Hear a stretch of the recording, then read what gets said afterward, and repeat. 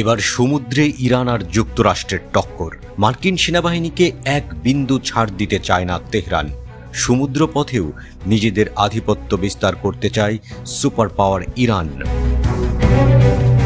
Kasem Soleimani বহরের commander IRGC নৌবাহিনীর lieutenant general হাজ বলেছেন, ইসলামী বিপ্লবী গার্ড কর্পস নৌবাহিনী কেবল একটি উপকূলীয় বাহিনী নয়, বরং আন্তর্জাতিক জলসীমায় উপস্থিতি বজায় রাখতেও সক্ষম। কর্নেল সুলাইমানি বলেছেন, মার্কিন যুক্তরাষ্ট্র আইআরজিসি নৌবাহিনীর উপর নিষেধাজ্ঞা আরোপ করার পরে আমাদের দেখাতে হয়েছে আইআরজিসি নৌবাহিনী কেবল একটি উপকূলীয় বাহিনী নয়, বিভিন্ন ধরনের ভারী জাহাজ সরবরাহ করতে সক্ষম, যাতে করে আইআরজিসি নৌবাহিনী আন্তর্জাতিক জলসীমায় উপস্থিত থাকতে সক্ষম। আইআরজিসির নৌবাহিনীর এই কমান্ডার জানিয়েছেন, মাহদাভি নামক স্থানীয়ভাবে তৈরি যুদ্ধজাহাজের নেতৃত্বে নৌবাহিনী পারস্য উপসাগরের ফরাসি দ্বীপ থেকে মিশন শুরু করে। এখানেই মার্কিন যুক্তরাষ্ট্র আইআরজিসির একজন কমান্ডারকে হত্যা করেছে।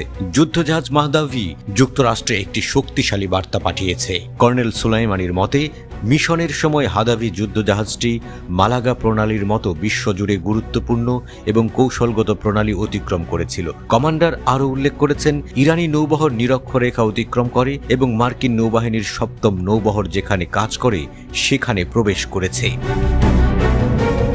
প্রথমবারের মতো ইরানের মাহদাভি যুদ্ধজাহাজ ডিয়েগো গার্সিয়া দ্বীপের কাছে গিয়েছিল, যেখানে ভারত মহাসাগরের মার্কিন যুক্তরাষ্ট্রের অন্যতম গুরুত্বপূর্ণ ঘাঁটি রয়েছে। ৩৯ দিন পর জাহাজটি নিরাপদে বাড়ি ফিরেছে। কর্নেল সুলাইমানি বলেছেন, আমরা আমেরিকানদের দেখিয়েছি যে আমরা আপনার খুব কাছাকাছি যেতে পারি।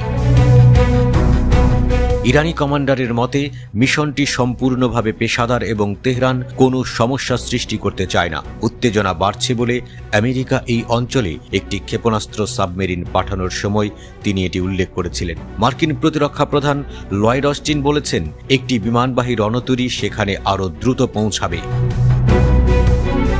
মে মাসে আইআরজিসি নৌবাহিনীর লেফটেন্যান্ট জেনারেল হাজ কাসেম সুলাইমানি নামক বহর ৩৯ দিনের মিশন শেষে দেশে ফিরে আসে। নৌবহরটি বিষুব রেখা অতিক্রম করে দক্ষিণ গোলার্ধে প্রবেশ করেছে। ২৪০ মিটার লম্বা এবং ২৭ মিটার চওড়া মাহদাভি যুদ্ধজাহাজটির ওজন ২১০০ টন। এটি ২০১৩ সালের মার্চ মাসে আইআরজিসির নৌবহরে যোগ দেয়। যুদ্ধজাহাজটি উন্নত রাডার, সমুদ্র ও আকাশে লক্ষ্যবস্তুর জন্য ক্ষেপণাস্ত্র এবং ইলেকট্রনিক যুদ্ধের জন্য উচ্চ প্রযুক্তির যোগাযোগ ব্যবস্থা রয়েছে। এটি অ্যাটাক হেলিকপ্টার, কমব্যাট ড্রোন এবং ফাস্ট অ্যাটাক বোট বহন করতে পারে।